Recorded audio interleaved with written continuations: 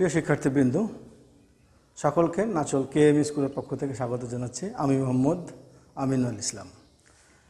শিক্ষার্থীবৃন্দ, গত পর্বে আমরা তোমাদের অষ্টম শ্রেণীর সপ্তম অধ্যায়ের বিজ্ঞান, পৃথিবী ও মহাকর্ষ নিয়ে কথা বলতে চেষ্টা করেছিলাম। আজকে আমরা ওই একই অধ্যায়ের অর্থাৎ সপ্তম অধ্যায়ের মহাকর্ষ ও পৃথিবী নিয়ে শেষ পর্বে তোমাদের সামনে উপস্থিত হয়েছে। আশা করছি তোমরা গত পর্বের ভিডিওটি দেখেছো এবং সেইখান থেকে তোমাদের যে পাঠ্যবইয়ের যে পাঠগুলো রয়েছে সেগুলো তোমরা আত্মস্থ করতে সক্ষম হয়েছ। তো শিক্ষার্থীবৃন্দ, আজকে আমরা তোমাদের যে টপিকগুলো নিয়ে কথা বলার চেষ্টা করব, তোমরা নিশ্চয় দেখছো আমাদের এই বোর্ডে লেখা রয়েছে। অর্থাৎ আমরা গতকালকে মহাকর্ষ বল কিভাবে নির্ণয় করতে হয় এবং মহাকর্ষ বল কিভাবে পরিবর্তিত হয় বা পরিবর্তন হয় সে বিষয়ে আমরা পুরোপুরি আলোচনা করতে চেষ্টা করেছিলাম। আজকে আমরা চেষ্টা করব তোমাদের সাথে কথা বলতে অভিকর্ষ ত্বরণ পরিবর্তনশীল, অর্থাৎ বিভিন্ন জায়গায় পৃথিবীর বিভিন্ন স্থানে অভিকর্ষ ত্বরণ যে বিভিন্ন রকমের হয় এবং কেন হয়, কিভাবে হয়, এটা নিয়ে আমরা কথা বলতে চেষ্টা করব। বস্তুর ভর এবং ওজন রয়েছে এবং ভর ও ওজন সম্পর্কে আমরা বলবো। আবার ভর ও ওজনের সম্পর্ক আছে, অর্থাৎ একটার সাথে একটা যে রিলেশন রয়েছে সেই রিলেশনটাও আমরা খুঁজতে চেষ্টা করব। সর্বোপরি তোমাদের এখানে একটি গুরুত্বপূর্ণ এবং মজার টপিক হচ্ছে যে তোমরা নিশ্চয় অনেকে লিফটে উঠেছো কিন্তু মহাশূন্য জানে উঠো নাই। লিফটে উঠেছো, লিফটে ওঠার সময় আমরা কখনো নিজেদেরকে হালকা এবং কখনো নিজেদেরকে ভারী অনুভব করি। কেন করি সেটা নিয়ে আমরা কথা বলতে চেষ্টা করব। তো শিক্ষার্থীবৃন্দ, চলো যাই, আমরা ক্লাস আরম্ভ করে দিই। তো প্রথমে আমরা অভিকর্ষ ত্বরণের পরিবর্তন নিয়ে কথা বলবো। গতকালকে আমি তোমাদের সামনে একটি সূত্র প্রতিপাদন করতে চেষ্টা করেছিলাম। সূত্রটা এরকম ছিল শিক্ষার্থীবৃন্দ, জি সমান GM/D²। অর্থাৎ এই পৃথিবীতে অবস্থানকারী, অর্থাৎ পৃথিবী এবং যে কোনো একটি বস্তুর মধ্যবর্তী যে মহাকর্ষ বল, সেই মহাকর্ষ বল কে ব্যবহার করে আমরা জি অর্থাৎ অভিকর্ষ ত্বরণ নির্ণয় করতে চেষ্টা করেছিলাম। তোমাদেরকে আমি এইও ধারণা দিতে চেষ্টা করেছিলাম যে কোনো বস্তুর উপর যদি বল প্রয়োগ করা হয় তবে ওই বস্তুর বেগের পরিবর্তন ঘটে। আর বেগের যদি পরিবর্তন ঘটে তাহলে কিন্তু ত্বরণের সৃষ্টি হয়। যদি বেগের পরিবর্তন না ঘটে তাহলে কিন্তু ত্বরণের সৃষ্টি হবে না। ত্বরণের সৃষ্টি ঠিক তখনই হয় যখন বেগের পরিবর্তন সাধিত হয়। এবং বেশিরভাগ ক্ষেত্রেই কোনো বস্তুর উপর যদি আমরা বল প্রয়োগ করি তাহলে বেগের পরিবর্তন হবেই। বেশিরভাগ ক্ষেত্রেই, অনেক ক্ষেত্রে নাও হতে পারে, তবে বেশিরভাগ ক্ষেত্রে হয়। যখনই বেগের পরিবর্তন হবে, অর্থাৎ বেগটা একরকম ছিল, পরবর্তীতে বা কিছুক্ষণ পরে হয় কমে গেছে, না হয় বৃদ্ধি পেয়েছে, দু ক্ষেত্রেই বেগের পরিবর্তন হতে পারে, তখন কিন্তু এখানে আমাদের অভিকর্ষ ত্বরণ হতে পারে। আর যদি সেটা এরকম হয় যে একটা পৃথিবীতে কোনো বস্তু পড়ছে, অভিকর্ষ বলের প্রভাবে পড়ছে, তাহলে সেখানে বেগের পরিবর্তন হচ্ছে। আর এই বেগের পরিবর্তন যদি হয় তাহলে তাকে আমরা অভিকর্ষ ত্বরণ বলবো। অর্থাৎ আমরা বলতে চেষ্টা করেছিলাম গত পর্বের শিক্ষার্থীবৃন্দ যে অভিকর্ষ বলের প্রভাবে কোনো বস্তুর যদি বেগের পরিবর্তন ঘটে তাহলে তাকে আমরা অভিকর্ষ ত্বরণ বলবো, এবং এই সূত্রটি আমরা প্রতিপাদন করেছিলাম। এখন এটা ছিল পৃথিবী এবং পৃথিবীর উপরে, অর্থাৎ বাইরে, পৃথিবীর বাইরে কোনো একটি বস্তুর রাখা ছিল তার মধ্যবর্তী দূরত্ব। এবার যদি আমরা চেষ্টা করি এটাকে জি সমান GM/R², অর্থাৎ এই R² দ্বারা যদি আমরা পৃথিবীর ব্যাসার্ধ চিন্তা করি, পৃথিবীর ব্যাসার্ধ অর্থাৎ ভূপৃষ্ঠের যে কোনো প্রান্তে আমরা দুটি বস্তুকে রাখবো। কিছুক্ষণ আগে যেটা রেখেছিলাম এখানে ভূপৃষ্ঠ একটা ছিল পৃথিবী আর একটা ছিল পৃথিবীর উপরে কোনো একটা বস্তু। আর এবার আমরা এখানে রাখছি পৃথিবীর পৃষ্ঠেই বিভিন্ন স্থানে একটা বস্তু। তো শিক্ষার্থীবৃন্দ, তোমরা নিশ্চয় জানো পৃথিবী একটু গোলাকার টাইপের, তবে পৃথিবীর ব্যাসার্ধ সব জায়গায় কিন্তু সমান নয়, একটু চ্যাপ্টা টাইপের পৃথিবী। গোলাকার বলি আমরা, কিন্তু একটা চ্যাপ্টা আকৃতির। এই চ্যাপ্টা আকৃতির হওয়ার কারণে 2 মেরুতে পৃথিবীর ব্যাসার্ধ কিন্তু অনেক কম। 2 মেরুতে পৃথিবীর ব্যাসার্ধ অনেক কম। তোমরা মনে করো তোমরা যদি একটা আপেল বা কমলা লেবু চিন্তা করো, এখন তুমি যদি একটা আপেলের ঠিক যে দুই প্রান্ত সরু আছে না, সেই সরু প্রান্তের কাছাকাছি যদি দুটি বস্তুকে রাখো তাহলে তাদের মধ্যবর্তী দূরত্বটা কেমন হতে পারে। আর তুমি যদি আপেলের ঠিক মাঝ বরাবর দুই প্রান্তে দুটি বস্তু রাখো তাহলে কেমন হতে পারে চিন্তা করো। তাহলে এক ক্ষেত্রে ব্যাসার্ধ কম হবে, এক ক্ষেত্রে মধ্যবর্তী দূরত্ব বা পৃথিবীর ব্যাসার্ধ বেশি হবে। তো সেই ক্ষেত্রে আমরা দেখে থাকব পৃথিবীর ব্যাসার্ধটা আর এইখানে পৃথিবীর ব্যাসার্ধ যেহেতু একই রকম নয়, পৃথিবীর ব্যাসার্ধ যেহেতু একই রকম নয়, বিভিন্ন ক্ষেত্রে বিভিন্ন রকম, বিভিন্ন জায়গায় বিভিন্ন রকম হয়েছে, যার কারণে অভিকর্ষ স্তরণও কিন্তু এক নয়। শিক্ষার্থীবৃন্দরা তোমরা নিশ্চয়ই খেয়াল করছো এখানে জি এবং এম এর উপর পৃথিবীতে অভিকর্ষ ত্বরণ কি নির্ভর করে? কারণ এটা জি এবং এম অপরিবর্তনশীল ধ্রুব রাশি, তাহলে আর আমাদের কি পরিবর্তিত রাশি, তাহলে আর এর ওপর পৃথিবীর ব্যাসার্ধর ওপর জি এর মান নির্ভর করছে। তো এইভাবে আমরা বিজ্ঞানীরা হিসাব করে দেখেছেন যে এইভাবে যদি হয় পৃথিবীর ব্যাসার্ধ, তাহলে মেরুতে পৃথিবীর ব্যাসার্ধ 9.83217 মিটার পার সেকেন্ড। তোমাদের পাঠ্য বইয়ে হিসাবে সুবিধা করার জন্য এই পর্যন্ত ধরে রাখা হয়েছে 9.83 পর্যন্ত ধরা হয়েছে, তবে পুরোটা হচ্ছে 9.83271। এবার বিষুবীয় অঞ্চল, এবার তোমরা খেয়াল করো শিক্ষার্থীবৃন্দরা, বিষুবীয় অঞ্চল হচ্ছে 9.78, তোমাদের পাঠ্য বই এই পর্যন্ত বলা হয়েছে 9.87 পর্যন্ত, 039 মিটার পার সেকেন্ড। ক্রান্তীয় অঞ্চলে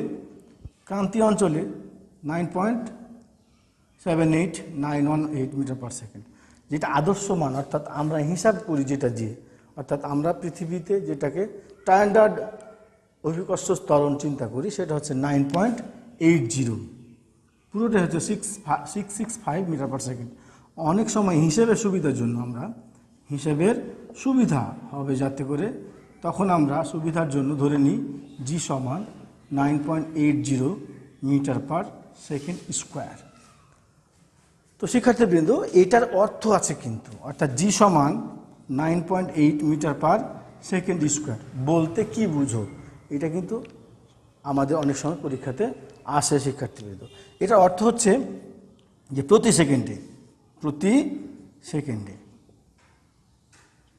9.8 মিটার পার সেকেন্ড বেগ বৃদ্ধি পায়,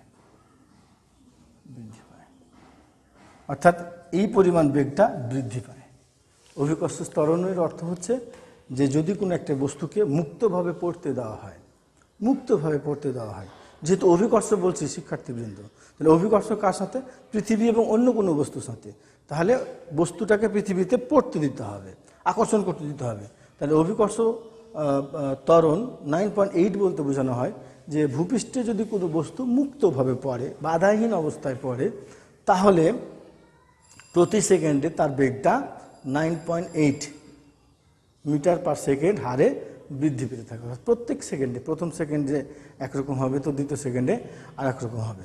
তো এইভাবে এই কারণে পৃথিবীতে অভিকর্ষ ত্বরণের পরিবর্তন হয়। তো শিক্ষার্থী বন্ধুরা তোমরা নিশ্চয় এতক্ষণ ধরে আমাদের এই যে অভিকর্ষ ত্বরণের যে পরিবর্তন হয় সেটা তো তোমাদের আত্মস্থ হওয়ার কথা, এবং কেন পরিবর্তন হয় সেটাও আমার মনে হয় তোমাদের বোধগম্যতায় এসেছে। অর্থাৎ আমি বোঝাতে চাচ্ছি তোমাদেরকে, যেহেতু পৃথিবীর ব্যাসার্ধ এক সমান নয়, তোমরা যদি জিওগ্রাফিতে বা যদি তোমরা পৃথিবীর ব্যাসার্ধ পরিমাপ করো বিভিন্ন জায়গায় গুগলে সার্চ দিয়ে বা কোনো এক জায়গা থেকে, যে মেরু অঞ্চলে পৃথিবীর ব্যাসার্ধ কত, বিষুবীয় অঞ্চলে পৃথিবীর ব্যাসার্ধ কত, তো তোমরা খেয়াল করে দেখবা এখানে এক একটা ব্যাসার্ধ কিন্তু এক এক রকম। অর্থাৎ মেরুতে পৃথিবীর ব্যাসার্ধ সবচেয়ে কম, এই কারণে মেরু অঞ্চলে অভিকর্ষ ত্বরণের মান সবচেয়ে বেশি। অর্থাৎ ব্যাসার্ধ যেখানে কম, কার? পৃথিবীর ব্যাসার্ধ যেখানে কম, অভিকর্ষ ত্বরণের মান সেখানে বেশি। আর পৃথিবীর ব্যাসার্ধ যেখানে সবচাইতে কম, অর্থাৎ বিষুবীয় অঞ্চলে পৃথিবীর ব্যাসার্ধ সবচাইতে বেশি, পৃথিবীর ব্যাসার্ধ সবচাইতে বেশি, যার কারণে বিষুবীয় অঞ্চলে অভিকর্ষ ত্বরণের মান সবচাইতে কম। আর আমাদের এইটা ধরা হয়েছে পৃথিবী সমুদ্র পৃষ্ঠে 45 ডিগ্রি অক্ষাংশে আমাদের এই পৃথিবীর যে ব্যাসার্ধ, আমাদের মোটামুটি আমাদের এই সমস্ত অঞ্চলে বা সারা পৃথিবী জুড়ে যে আদর্শ অভিকর্ষ ত্বরণ চিন্তা করা হয়েছে, সেটা পৃথিবী পৃষ্ঠের সমুদ্র পৃষ্ঠের 45 ডিগ্রি যে অক্ষাংশ, সেই জায়গাতে অভিকর্ষ ত্বরণের মানটাই হচ্ছে আদর্শ মান। তো শিক্ষার্থীবৃন্দু, তোমাদের এইটা অবশ্যই আমাদেরকে বিভিন্ন ক্ষেত্রে প্রয়োজন আছে, অতএব এটাকে তোমাদেরকে মনে রাখতে হবে। তো প্রিয় শিক্ষার্থীবৃন্দু, এবার আমরা কথা বলতে চেষ্টা করব ভর এবং ওজন নিয়ে। তো আমরা অনেক সময় বাজারে যাই, বাজারে গিয়ে হয়তো মাছ বিক্রেতা কিংবা চাল বিক্রেতা বা কোনো পণ্য আমরা কিনবো, তখন তাদেরকে বলে থাকি যে আচ্ছা এই মাছটার ওজন কত বা এই বস্তাটার ওজন কত। শিক্ষার্থীবৃন্দ, আসলে এই ওজন শব্দটাকে কিন্তু আমরা অপব্যবহার করলাম।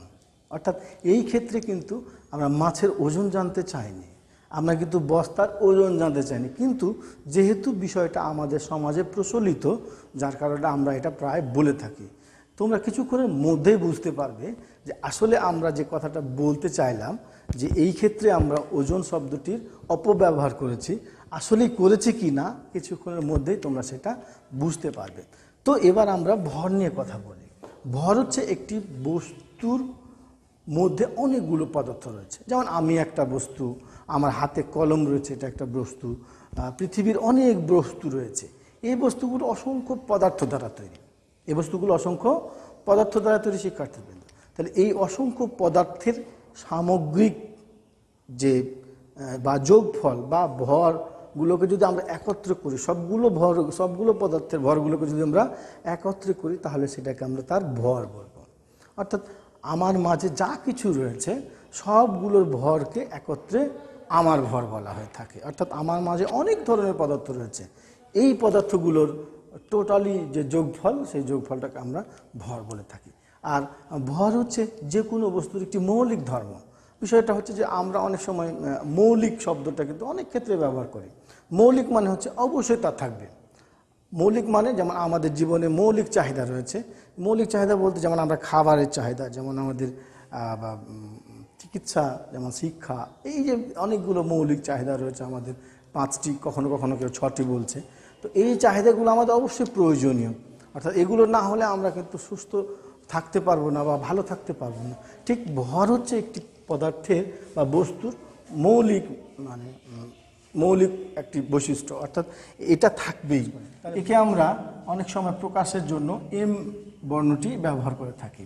তার মানে শিক্ষার্থীদের আমি বোঝাতে চাচ্ছি যে একটা পদার্থের বস্তুর মধ্যে অনেকগুলো পদার্থ রয়েছে, এই পদার্থগুলোর টোটাল যে সমষ্টি বা টোটাল যে যোগফল, সেটাকে আমরা ভর বলবো। একে আমরা এম দ্বারা প্রকাশ করব।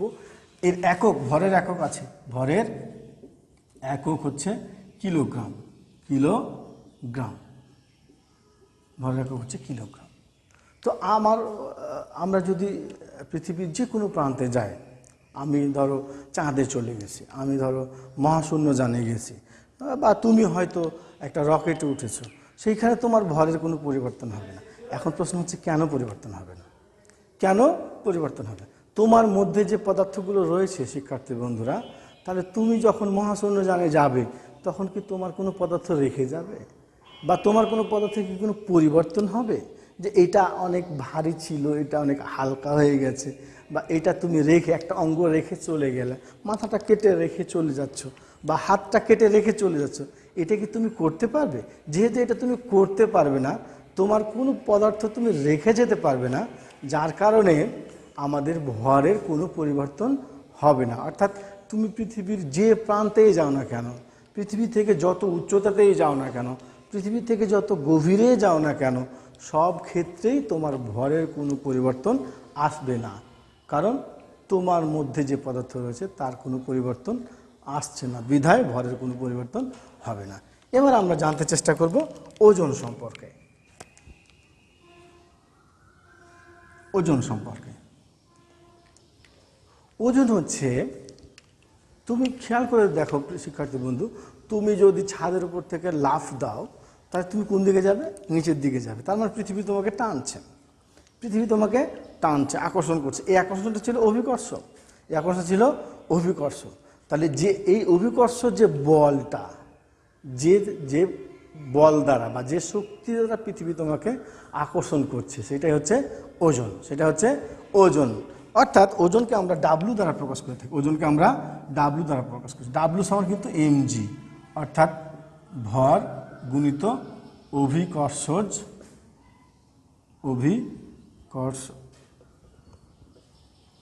অভিকর্ষজ ত্বরণ। তার মানে ওজনের সাথে, অর্থাৎ ওজনটা অভিকর্ষজ ত্বরণের সাথে সম্পর্কিত। আমি কিছুক্ষণ আগে বলেছিলাম ভর কোথাও চেঞ্জ হবে না, ভর কোথাও চেঞ্জ হবে না। ভর কি কোথাও চেঞ্জ হবে? ভর যেহেতু চেঞ্জ হবে না, তাহলে চেঞ্জকে অভিকর্ষজ ত্বরণ। কিছুক্ষণ আগেই আমরা অভিকর্ষজ ত্বরণ বিভিন্ন জায়গায় বিভিন্ন রকম দেখেছি, তাহলে ওজনও কিন্তু বিভিন্ন রকম হবে, ওজনও কিন্তু বিভিন্ন রকম হবে। এখন ওজন বিভিন্ন রকম হবে কিভাবে সেটা আমরা জানতে চেষ্টা করব। তো শিক্ষার্থীবৃন্দুরা, যদি তোমার ভর 20 কেজি হলে ওজন নির্ণয় করো, ওজন নির্ণয় করো। তাহলে দেখো এখানে ভর m সমান কিন্তু 20 কেজি। এখন তোমাকে যখন তোমার ওজন নির্ণয় করতে বলবে, তখন তুমি অভিকর্ষজ ত্বরণের আদর্শ মানটা ব্যবহার করবে। যখন তোমাকে অঞ্চলের কথা বলবে না, যখন তোমাকে কোনো স্থানের কথা বলে দেবে না, তখন তুমি অভিকর্ষজ যে ত্বরণটা ব্যবহার করবে সেটা অবশ্যই আদর্শ মানটা ব্যবহার করবে। তাহলে অভিকর্ষজ ত্বরণ g সমান 9.8 মিটার পার সেকেন্ড স্কয়ার। তো আমরা জানি W সমান mg। তাহলে m কত? 20, g কত? 9.8।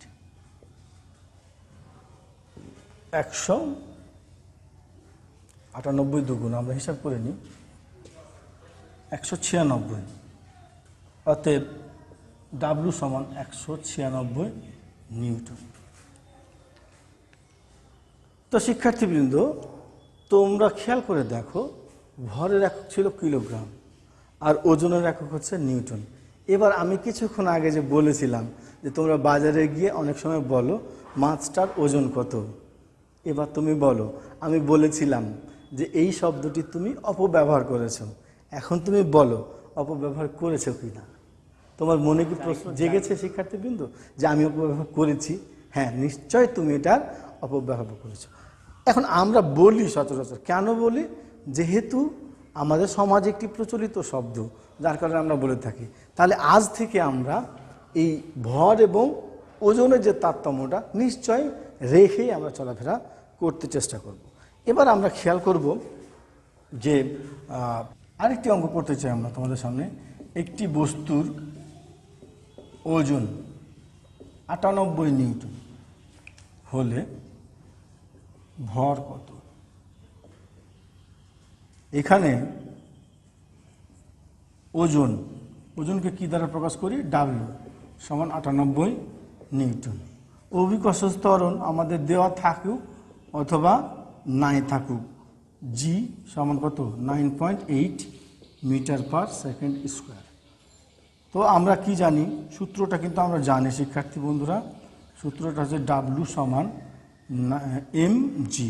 আমাদের কি নির্ণয় করতে বলেছে? ভর সমান কত? তাহলে ভর এখানে কোনটা? m। তাহলে আমরা এদিকে চেঞ্জ করে নিই, mg সমান ডাব্লিউ। তাহলে m সমান ডাব্লিউ বাই জি। শিক্ষার্থীবৃন্দু, ডাব্লিউর মান কত আমাদের? 98। ডাব্লিউর মান 98 আর জি এর মান হচ্ছে 9.8। তাহলে এটাকে এটা দ্বারা ভাগ করলে 10 হয়। অতএব বস্তুর ভর m সমান 10 কেজি। তো এইভাবে আমরা ওজন দেওয়া থাকলে ভর দেওয়া থাকলে ওজন নির্ণয় করতে সক্ষম হব। তো সুপ্রিয় শিক্ষার্থী বন্ধু, আমি তোমাদের সামনে একটি বিষয় দিতে চাই।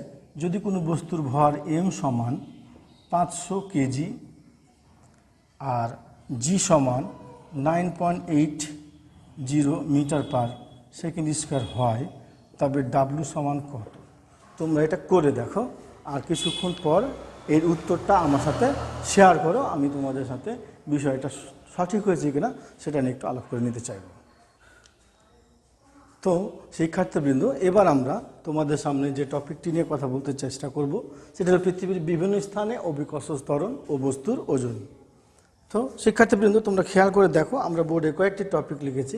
সেটা হচ্ছে পৃথিবীর বিভিন্ন স্থানে অভিকর্ষজ ত্বরণ বিভিন্ন রকম হওয়ার অনেকগুলো কারণ রয়েছে।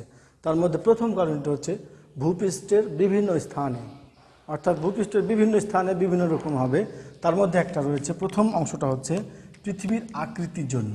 কিছুক্ষণ আগেই আমরা বলেছিলাম যে অভিকর্ষজ ত্বরণ বিভিন্ন ক্ষেত্রে বিভিন্ন রকম, কেননা পৃথিবীর আকৃতি সর্বদাই একই রকম না। যেহেতু পৃথিবীর আকৃতি সর্বক্ষেত্রে বা সর্বদাই সর্ব জায়গায় একই রকম নয়, যার কারণে এখানে অভিকর্ষজ ত্বরণটাও একই রকম নয়। শিক্ষার্থীবৃন্দ, তোমরা খেয়াল করো, অভিকর্ষজ ত্বরণ যে যে কারণে কম বা বেশি হতে পারে, কোনো বস্তুর উপর ওজনও ঠিক সেই কারণেই হতে পারে। দ্বিতীয় নাম্বার হচ্ছে পৃথিবীর আহ্নিক গতি। তোমরা নিশ্চয় জানো যে দুইটা গতি রয়েছে, বার্ষিক গতি এবং আহ্নিক গতি। পৃথিবী তার নিজ অক্ষে 24 ঘন্টায় যে ঘুরে আসে যে গতিতে, সেই গতিটাকে আমরা আহ্নিক গতি বলে থাকি। এই আহ্নিক গতির কারণেই পৃথিবীতে বিভিন্ন স্থানে অভিকর্ষজ ত্বরণ বিভিন্ন রকম হয়ে থাকে। অর্থাৎ আহ্নিক গতির কারণে আমি বিষুবীয় অঞ্চল থেকে যত মেরু অঞ্চলের দিকে যাব, অভিকর্ষজ ত্বরণের মান তত বেশি হবে। আর অভিকর্ষজ ত্বরণের মান বেশি মানে হচ্ছে ওজনের মানও বেশি। তৃতীয় নাম্বার, ভূপৃষ্ঠ থেকে উচ্চতর কোনো স্থানে, অর্থাৎ শিক্ষার্থীবিন্দু ভূপৃষ্ঠে অভিকর্ষজ ত্বরণের মান সবচাইতে বেশি। কিন্তু ভূপৃষ্ঠে অভিকর্ষজ ত্বরণের মান সবচাইতে বেশি। আমি ভূপৃষ্ঠ থেকে যত উপরে উঠব, অভিকর্ষজ ত্বরণের মান তত কমতে থাকবে। এবং তোমরা খেয়াল করো, যদি আমি চাঁদে যাই, চাঁদে যদি যাই, তাই চাঁদ পৃথিবী থেকে অনেক উঁচুতে। তো চাঁদে হচ্ছে অভিকর্ষজ ত্বরণ হচ্ছে পৃথিবীর জি ভাগ 6, অর্থাৎ পৃথিবীর জি কত, 9.8 মিটার পার সেকেন্ড স্কোয়ার ছিল। এটাকে 6 দিয়ে ভাগ করো, তাহলে 1.63 মিটার পার সেকেন্ড স্কোয়ার হয়। অর্থাৎ পৃথিবীতে যে অভিকর্ষজ ত্বরণ, তার 6 ভাগের 1 ভাগ হচ্ছে চাঁদে অভিকর্ষজ ত্বরণ। তাহলে যে বস্তুটার ভর পৃথিবীতে 50 কেজি, সেই বস্তুটার ভর চাঁদেও কিন্তু 50 কেজি। তাহলে অভিকর্ষজ ত্বরণের মান কম বেশি হওয়ার কারণে, পৃথিবীতে অভিকর্ষজ ত্বরণ বেশি হওয়ার কারণে ওই বস্তুটার ওজন বেশি হবে, আর চাঁদে অভিকর্ষজ ত্বরণ কম হওয়ার কারণে ওই বস্তুটার ওজন কম হবে। তাহলে ওজনটা নির্ভর করছে পৃথিবীতে কোনো বস্তুর ভরের ওপরে না, কিসের ওপর, অভিকর্ষজ ত্বরণের ওপর। এবার যদি আমরা পৃথিবীর অভ্যন্তরে কোনো স্থানে যাই, তো পৃথিবীর অভ্যন্তরে কোনো স্থানে, অর্থাৎ পৃথিবী পৃষ্ঠ থেকে যত আমি নিচের দিকে যাব, অভিকর্ষজ ত্বরণের মান তত কমতে থাকবে। এমনকি যদি পৃথিবীর কেন্দ্রে যাই আমরা, শিক্ষার্থীবৃন্দরা, পৃথিবীর একটি কেন্দ্র রয়েছে, সেই কেন্দ্র গিয়ে যদি আমরা উপস্থিত হই, তাহলে অভিকর্ষজ ত্বরণ জি সমান 0 হবে। ওই জায়গাতে গিয়ে আমরা কেউ এই কলমটাকে ধরে রাখতে পারবো না, ওইখানে গিয়ে আমরা কেউ কলমটা ধরে রাখতে পারবো না। আমাদের যখন জি এর মান 0 হবে, অর্থাৎ অভিকর্ষজ ত্বরণটা যদি এই পৃথিবীতেও কোথাও 0 হয়ে যায়, তাহলে আমরা কোনো ওজন অনুভব করব না। মনে রাখবে শিক্ষার্থীবৃন্দরা, কিছুক্ষণ পরেই এই ব্যাপারটা নিয়ে আমরা একেবারে ডিটেলস তোমাদের সামনে উপস্থাপন করতে চেষ্টা করব। তো আমরা একটা গাণিতিক ব্যাখ্যা করতে চেষ্টা করি শিক্ষার্থীবৃন্দ। কোনো বস্তুর ভর 1 কেজি, 1 নম্বর, মেরুতে ওজন কত? 2 নম্বর, বিষুবীয় অঞ্চলে ওজন কত? 3 নম্বর, চাঁদে ওজন কত? 4 নম্বর, পৃথিবীর কেন্দ্রে ওজন কত?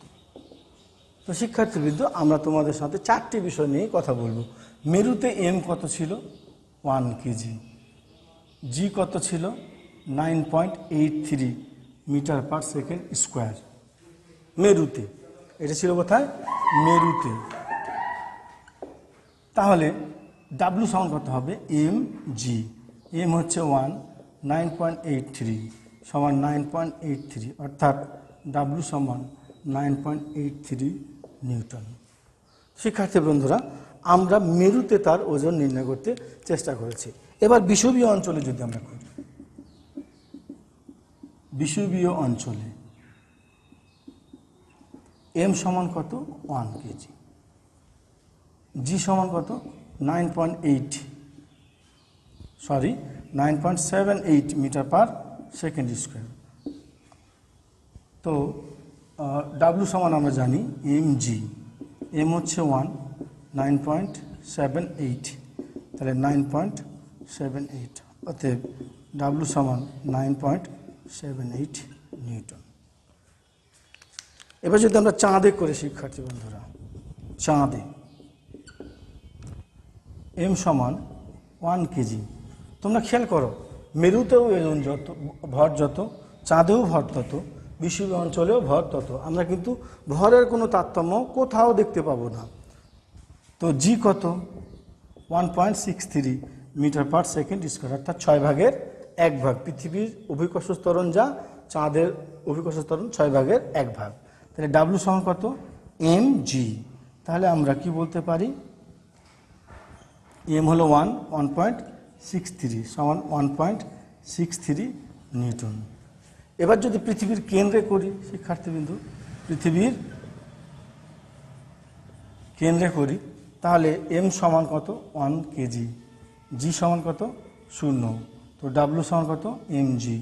তাহলে 1 × 0 সমান 0 নিউটন, অতএব ডাব্লু সমান 0 নিউটন। শুধুমাত্র পৃথিবীতেই বস্তু ওজনহীন হয়ে গেছে, পৃথিবীতেই বস্তু ওজনহীন। তো আমরা কি পৃথিবীতে যেতে পারবো? আমরা পৃথিবীতে যেতে পারবো না। কেন যেতে পারবো না? এটা তোমরা যখন একটু বড় ক্লাসে যাবে তখন এই বিষয়টার সাথে যে চাপের রিলেশন রয়েছে সেটা তোমরা খেয়াল করবে। তো এইখানে দেখো কোথায় ওজন সবচেয়ে বেশি, একই বস্তু কিন্তু প্রত্যেকটা বস্তুর ভর কত ছিল 1 কেজি। এখানে 9.83, এখানে হলো 0, এখানে হচ্ছে 1.63, আর এখানে হচ্ছে 9.78। তার মানে যেইখানে জি এর মান সবচেয়ে বেশি ছিল, একই বস্তুর অভিকর্ষ ত্বরণ সেইখানে বেশি থাকার কারণে ওজনটাও বেশি হয়েছে। তো শিক্ষার্থী বন্ধুরা, আমরা কিন্তু বিষুবীয় অঞ্চলে করেছি, কিন্তু ক্রান্তীয় অঞ্চলে করি নাই। ক্রান্তীয় অঞ্চলে তো তোমরা করে দেখো এই বস্তুটার ওজন কেমন হয়। তো শিক্ষার্থীবৃন্দ, আমরা এবার চেষ্টা করব তোমাদের সামনে লিফট ও মহাশূন্যে কিভাবে ওজনের তারতম্য সৃষ্টি হয়। তার আগে তোমরা অনেকেই লিফটে উঠেছো শিক্ষার্থী বন্ধুরা, যারা লিফটে উঠেছো তারা একটু অনুভব করো যে লিফটে উপরে ওঠার সময় কেমন লাগে, লিফটে নিচে নামার সময় কেমন লাগে। তো আমি তোমাদের সাথে একটু গল্প করব, এই গল্পটা দ্বারাই আমি চেষ্টা করব তোমাদের সাথে এই কাজটা করতে। এবার খেয়াল করো, আমি যখন প্রথমে লিফটটা উপরে উঠলাম তখন কিন্তু লিফটটা স্থির ছিল, অর্থাৎ লিফটটার কোনো গতি ছিল না, আমারও কিন্তু কোনো গতি নাই, অর্থাৎ আমি লিফটের উপর জাস্ট দাঁড়িয়েছি। যখন আমি লিফটের উপর দাঁড়িয়েছি তখন কিন্তু তারও আমাকে পৃথিবী কিন্তু আকর্ষণ করছে, অর্থাৎ আমার তখন একটা ওজন আছে। ডাব্লু সমান তখন কি এম জি, অর্থাৎ এই পরিমাণ ওজনে পৃথিবী আমাকে আকর্ষণ করছে। শিক্ষার্থীবৃন্দ, ওজন কিন্তু এক ধরনের বল, ওজন কিন্তু এক ধরনের বল। কি বল? অভিকর্ষ বল। ওজন কিন্তু এক ধরনের বল। আমরা ওজনকে যদি বল বলি তো আমাদের ভুল হবে না। তাহলে আমরা যখন লিফটের উপর প্রথমে দাঁড়াই তখন আমরা লিফটের যে তলা রয়েছে বা পৃষ্ঠ রয়েছে সেই পৃষ্ঠের উপর আমাদের ওজনের সমান বল দাঁড়িয়ে থেকেই প্রয়োগ করি।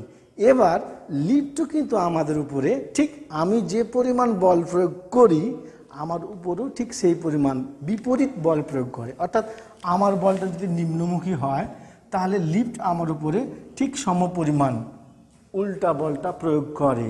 তখন আমরা কিন্তু নিজেদেরকে একটু ওজন আছে বলে মনে করি, যে আমাদের একটা ওজন আছে। এভাবে লিফট যখন কি হয়, গতিশীল হয়, স্থির অবস্থান থেকে গতিশীল হয়। অর্থাৎ প্রথমে লিফট যখন বেগ কত ছিল, বেগ ছিল 0। লিফটের বেগ যখন 0 হয়েছিল, লিফটের বেগ 0 থেকে লিফটের বেগ বৃদ্ধি পেল,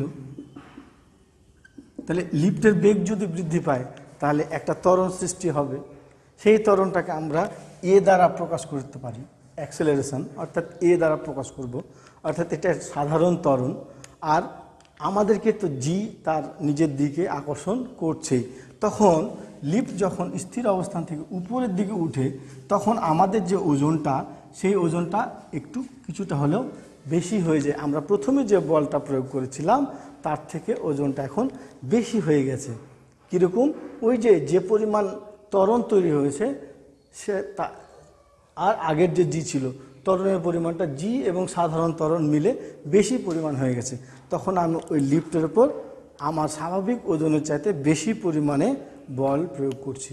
তাহলে লিফটও আমার উপর কিন্তু ঠিক আমি যে পরিমাণ বল এখন প্রয়োগ করছি, লিফটও আমার উপর সেই পরিমাণ বল প্রয়োগ করছে। তখন যেহেতু লিফট আমার উপর বেশি পরিমাণে বল প্রয়োগ করছে, তখন আমি নিজেকে ভারী অনুভব করব, অর্থাৎ আমার ওজনটা মনে হচ্ছে একটু আগের চাইতে ভারী হয়ে গেছে, এরকম অনুভব করব। কারণ ত্বরণ যেহেতু বেশি হয়ে গেছে, এখানে যদি জি এর মান, এম এর মান যদি ধরো এম সমান যদি 2 হয়, জি সমান যদি 1 হয়, আবার এ সমান যদি 1 হয়, তাহলে 2 × 1 = 2 ছিল। কিন্তু এম সমান ইন্টু জি প্লাস এ, অর্থাৎ 2 × 1 + 1 = 2 × 2, তার মানে কত? 4।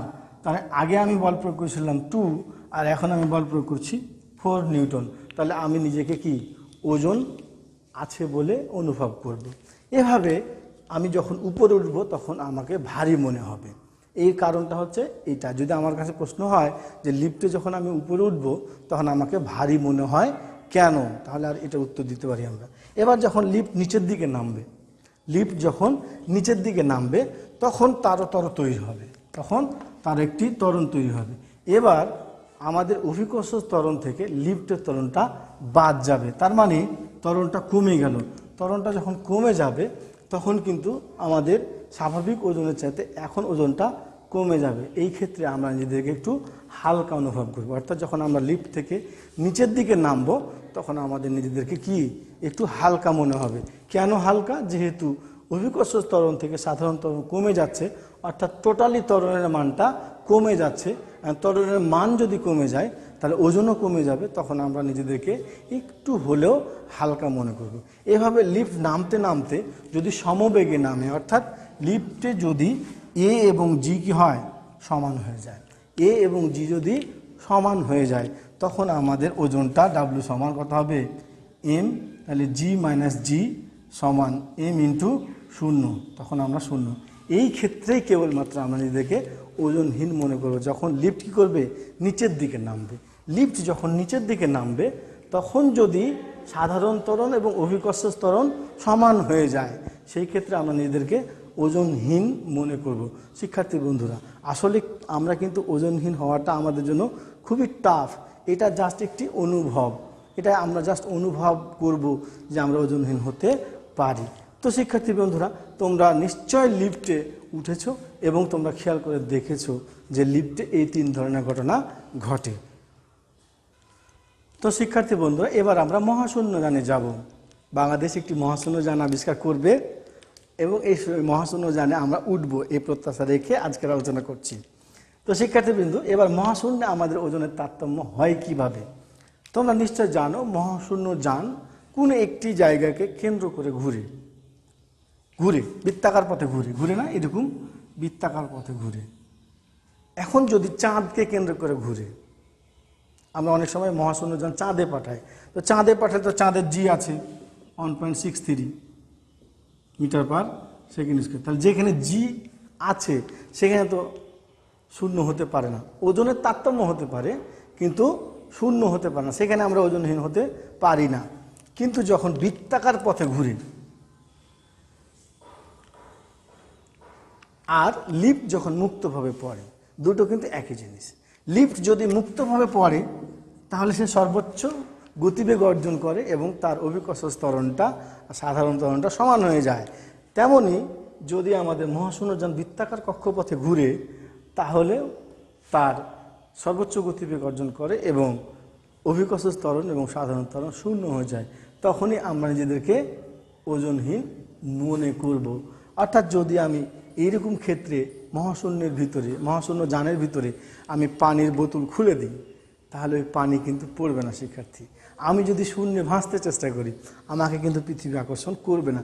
যদি স্থির থাকে তাহলে করবে, আর যদি স্থির না থাকে বৃত্তাকার কক্ষপথে অনবরত ঘুরে, তাহলে ওই যে বলছি লিফট যেভাবে ছিঁড়ে পড়লে, মুক্তভাবে ছিঁড়ে পড়লে যে ওজনহীন হতো, এখানেও ঠিক ওজনহীন হয়ে যাবে।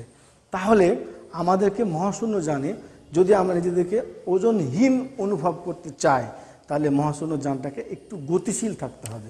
এবার মহাশূন্য যান যদি স্থির থাকে তাহলে আমরা নিজেদেরকে কিছুটা হলেও ওজন আছে বলে মনে করব।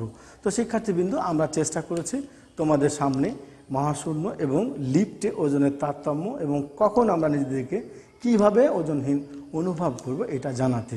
তো আমরা বিগত 2 দিন ধরে 2টি ভিডিও করেছি তোমাদেরকে পৃথিবী ও মহাকর্ষ অর্থাৎ 8ম শ্রেণীর 7ম অধ্যায় নিয়ে কথা বলতে। আমরা চেষ্টা করেছি তোমাদের বোঝার মতো করে, তোমরা যাতে করে খুব ভালো মতো বুঝতে পারো সেভাবে আমরা এটা আলোচনা করতে চেষ্টা করেছি। যদি আমাদের আলোচনা তোমাদের এই বোঝাটাকে সার্থক করে, বুঝতে যদি তোমরা পারো, তাহলে আমাদের পরিশ্রম সার্থক হবে।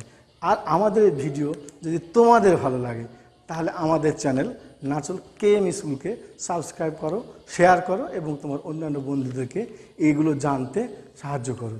আমি আগামী দিনে তোমাদের সামনে 8ম অধ্যায় নিয়ে আবার উপস্থিত হব। সেই পর্যন্ত তোমরা সকলে ভালো থাকো, সুস্থ থাকো, এই প্রত্যাশা রেখে তোমাদের সকলের শুভকামনা জানিয়ে শেষ করছি। আল্লাহ।